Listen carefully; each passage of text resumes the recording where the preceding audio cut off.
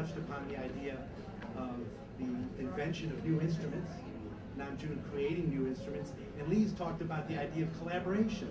And Nam June was about collaboration. It was about working with other artists. It was about enabling and supporting a field. You know, he said to me that, you know, John, we're going to win, when we talked about video installation in the mid-70s. And he said, you know, this is the medium of the future. And in 1973, he did a print where he asked the question, how soon wall-to-wall TV for video art was going to be in most museums. Yeah.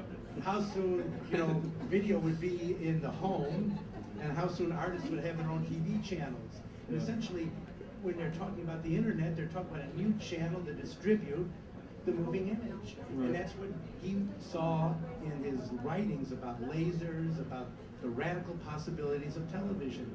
I think he saw the future of Times Square, Shanghai, and other cities that are really, I think now are living in what we might call a videopolis that in a sense is ultimately traceable to him.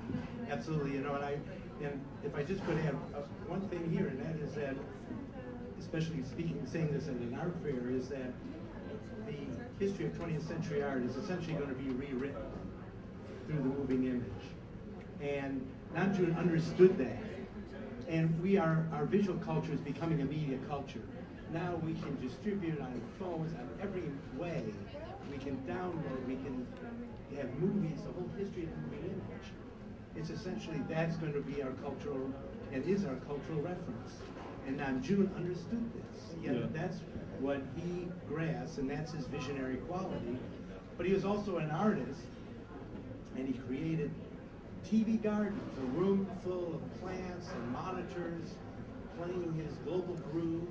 He understood how to use space and how to transform the sculptural object to bring in the moving image. So do you see him, John, in a trajectory of visual art history, or in one sense, or did he just take a huge turn, or is the turn part of the trajectory? How do you think about that? I think there are particular individuals, often falls upon, who take a particular powerful paradigm, kind of shifting insight into what's happening. And I think there's something special about Nam June and what I talked about, that global movement of his career. You know, where Germany recognizes him as his own, where Japan does, and of course Korea is home, in the United States and France. It's because as he moved around the world, he got a sort of total sense of the movement of global culture. And that's what television, that's what media is about. So he had the kind of consolidating insight through his work, writings, and his unselfish support of other artists. He would support this group. I mean, he's thrilled. It's not because it's a reflection of him, but because it's a new generation moving his ideas that he believed in forward.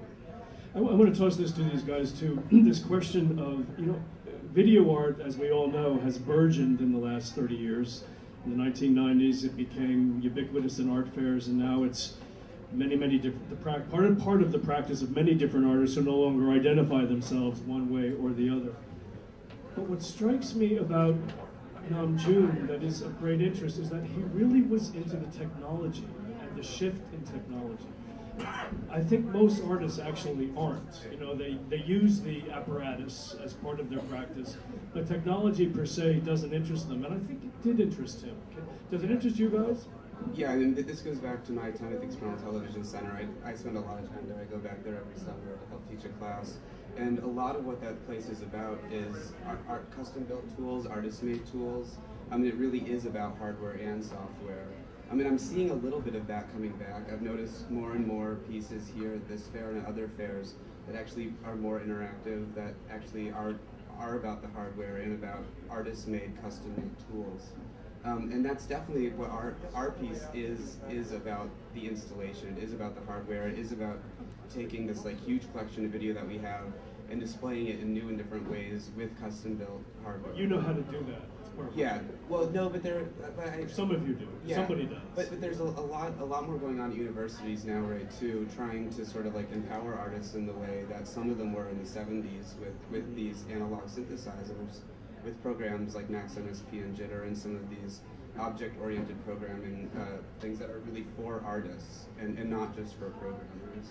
Because I'm somewhat, it's somewhat of a concern that the real, those who have really taken up the mantle of Nam June are artists more in the line of Jim Campbell, John Simon, those artists who really can create their own programs and so forth, not those that can make beautiful movies. These are great art. I mean, someone like, well, I'm not going to mention names. I mean, these are terrific artists, but who are not necessarily into the technology itself. What do you think about that, John? Do you think Nam June's legacy? What is it? Nam June is part of a generation that made new instruments, the image processors, the tools, because Nam June really believed that you just don't do what the tool gives you; that you have to break it and make it do something new. You have to, you know, it's like you just can't paint the same picture. You've got to create a new picture. And that means understanding the materials that you as an artist work with, and not just accept the programs that it has. So that's what I think is a very interesting, that was at the heart of his invention, and the heart of his aesthetic. And you know, it's interesting, actually, as I'm sitting here face to face with you, the other artist that you've been intensely involved with is Bill Viola. So there's a sense in which Nam June and Bill Viola represent almost opposite ends of the spectrum, would you say? Well, you know, Bill would see himself very much, I mean, he saw Nam June as his beginning point. I mean, he met Nam June very early on, and but you know, Bill, when he made Hatsune, that great tape in Japan, he was artist in residence at Sony, which meant that he had access to and an understanding of the tools, and he's always had very high demands on the presentation of his work, and very high demands on how he can work with a variety of media technology. Mm-hmm. And his newest work very much represents what Nam June and that generation embodied, in that artists go to the medium that best expresses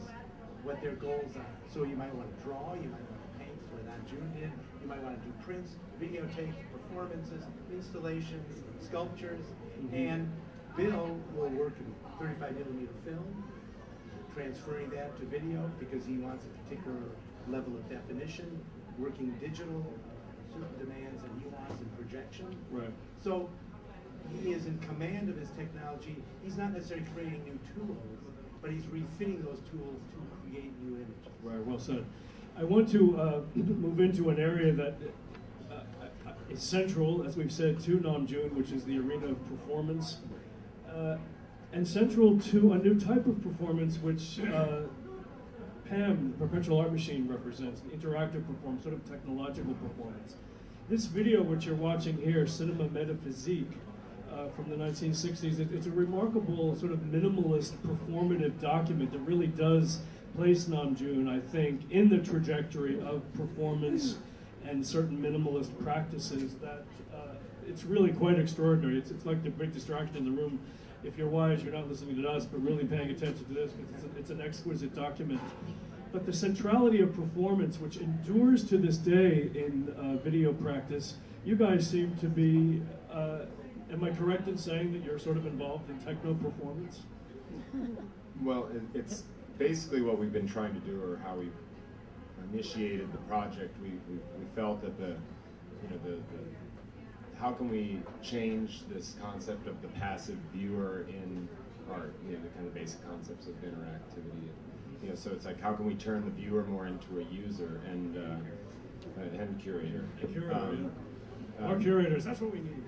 The artist Miroslav Regala, he has this concept of the be user, and or the viewer user, and how can you be, you can watch and enjoy, but you still then have choice.